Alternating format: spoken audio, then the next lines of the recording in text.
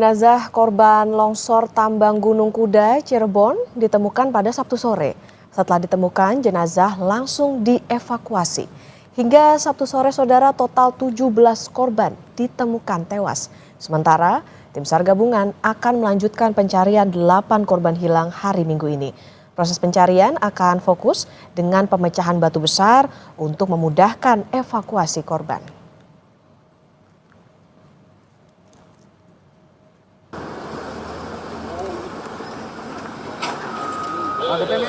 Itu batunya sudah di breaker atau dipecah, itu harapannya bisa didorong ke bawah sehingga untuk tanah pun atau timbunan yang ada di atasnya itu bisa didorong ke bawah. Untuk jenazah harapannya bisa kita temukan. Ketiga korban tadi pas ditemukan tidak jauh jaraknya? Iya, berkumpul tadi kan di sebelah sektor kanan atau sektor timur. Ya. Dari kesaksian salah satu korban selamat, longsor berlangsung sangat cepat. Longsor yang membawa material bebatuan menimpa para pekerja tambang. Korban bisa selamat karena terlindung bebatuan besar yang berada di sampingnya.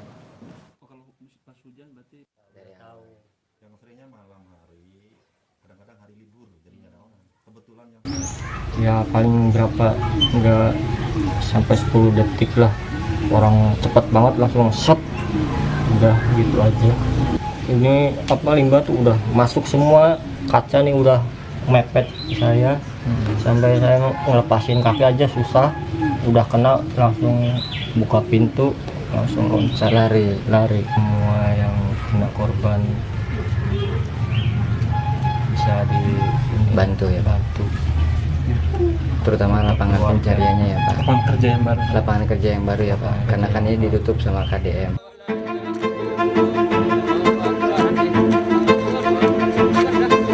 Sabtu malam, 2 jenazah korban longsor tambang Gunung Kuda di Cirebon, Jawa Barat dimakamkan di tempat pemakaman umum Desa Cikesal. Kedua korban merupakan warga Kecamatan Gempol, Kabupaten Cirebon yang tengah bekerja sebagai kuli batu di Gunung Kuda saat longsor terjadi.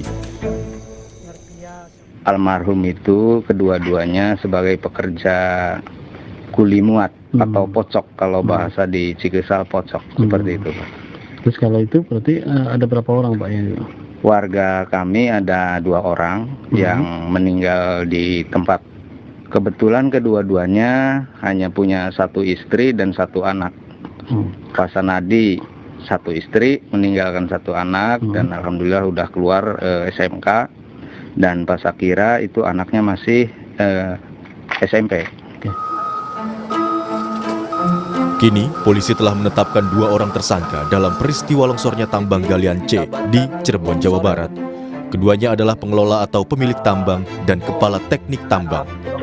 Penetapan tersangka ini dilakukan setelah polisi melakukan pemeriksaan secara maraton dan olah TKP serta gelar perkara. Sudah ditetapkan 2 orang tersangka, Mbak. 2 orang maraton melakukan pemeriksaan, kemudian sudah dilakukan gelar perkara, sehingga tadi malam ini kita tetapkan 2 orang sebagai tersangka, yaitu pengelola tambangnya, pemilik tambangnya, dan kepala teknik tambangnya, Mbak. Buntut dari longsor tambang di Gunung Kuda, Cirebon, Gubernur Jawa Barat Deddy Mulyadi mencabut izin tambang. Deddy juga bilang, pemerintah Provinsi Jawa Barat telah beberapa kali mengingatkan soal bahaya pengelolaan tambang galian C di Gunung Kuda tersebut. Jadi ini izin habisnya bulan Oktober. Tetapi karena ini peristiwanya terjadi saat ini dan Dinas SDM Provinsi sudah beberapa kali memberikan surat peringatan tentang bahaya pengelolaan tambang ini. Tetapi kan kalau langsung menghentikan kan kita tidak bisa. Nah untuk itu maka tadi malam kami sudah mengeluarkan sanksi administratif dalam bentuk penghentian izin, pencabutan izin dari tambang ini. Longsor tambang di Gunung Kuda, Cirebon, Jawa Barat terjadi pada Jumat 30 Mei lalu. 17 orang ditemukan meninggal dunia, sementara beberapa lainnya masih dalam pencarian.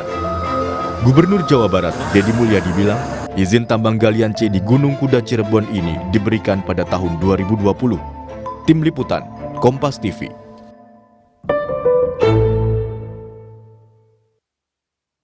Pagi ini akan dilanjutkan proses pencarian dan evakuasi korban longsor tambang batu Gunung Kuda di Cirebon, Jawa Barat, Saudara. Dan untuk mengetahui informasi terkini, kita bergabung dengan jurnalis Kompas TV Benediktus Aditya dan juru kamera Hanil Rivelino. Selamat pagi Bene.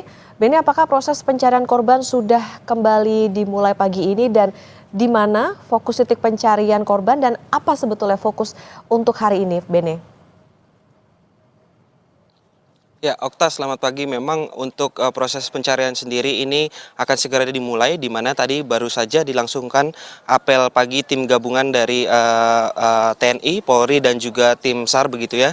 Dan kalau dari informasi yang kami terima, nantinya untuk hari ini akan difokuskan di sisi timur, ya ini letak posisi batu besar yang diduga atau ditengarai masih banyak korban yang berada di sana, karena memang kalau dari keterangan yang kami terima pada hari pertama tersebut, ini banyak masyarakat atau warga ataupun para pekerja yang berlindung di balik batu besar tersebut. Dan kemarin dari proses evakuasi berhasil menemukan 3 jenazah tambahan begitu ya, dan ketiganya juga ditemukan di titik yang sama begitu, di titik batu besar yang berada di sisi timur longsoran. Dan nantinya untuk hari ini juga dikerahkan secara menyeluruh begitu alat-alat ekskavator dan juga bulldozer serta tambahan alat pemecah batu untuk memecah batu besar yang berada di sisi timur tersebut. Nah, untuk update memang sejauh ini sudah ada 17 orang dinyatakan meninggal dunia dan sisa 8 korban hilang yang akan dicari dilanjutkan pada hari ini. Begitu, Okta. Oke. Fokusnya hari ini di posisi timur dan yang dilakukan adalah untuk memecah batu besar tadi. Bene, apakah korban tewas ini sudah teridentifikasi dan diserahkan ke pihak keluarga? Ya, sejauh ini memang sudah ada 17 orang meninggal dunia, di mana 14 orang ini di jenazah ini sudah teridentifikasi di hari pertama pencarian begitu, dan sudah dikembalikan ke pihak keluarga masing-masing. Dan untuk yang kemarin 3 jenazah tambahan, memang informasinya ini sudah juga berhasil diidentifikasi di Rumah Sakit Umum Daerah Arjawinangun begitu. Dan untuk ketiga jenazah tersebut memang diketahui atas nama korban pertama ini atas nama Sunadi begitu, dan 2 tambahan korban lainnya yang ditemukan pada pukul 17.50 begitu. Ini artinya pada kemarin ditemukan di akhir-akhir proses pencarian sebelum akhirnya ini dihentikan proses pencariannya. Begitu, Okta. Oke, Ben, informasi terakhir ini kan sudah ada 2 orang ditetapkan sebagai tersangka. Apa sebetulnya dasar penetapan kedua tersangka ini dan siapa saja perannya, apa saja, Bene?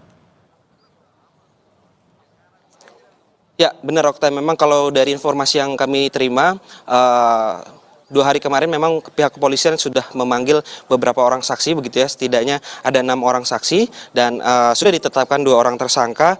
Yang pertama ini atas nama Abdul Karim selaku Ketua Kepontren Al Azhariyah yang mengelola tambang ini, dan juga yang kedua atas nama Ade Rahman yang selaku Ketua Teknis Tambang di tambang galian C ini. Dan keduanya memang diduga ditengarai melanggar beberapa pasal, diantaranya Undang-Undang Perlindungan dan Pengelolaan Lingkungan Hidup, dan juga memang kalau dari keterangan kemarin ini diduga ada salah prosedur saat melakukan proses penggalian tambang batu kapur di Gunung Kuda ini, sehingga memang pasal-pasal yang dilayangkan juga terkait dengan Undang-Undang Perlindungan Kerja. Begitu, Okta. Oke, untuk hari ini proses pencarian dan evakuasi korban longsor tambang masih dilanjutkan dan tadi informasi terkini sudah ada 2 yang jadi tersangka. Tentu kita tunggu bagaimana pendalaman dari polisi termasuk juga soal bagaimana prosedur penambangan di sana. Terima kasih jurnalis Kompas TV Benediktus Aditya dan juru kamera Hanil Rivelino dari Cirebon, Jawa Barat.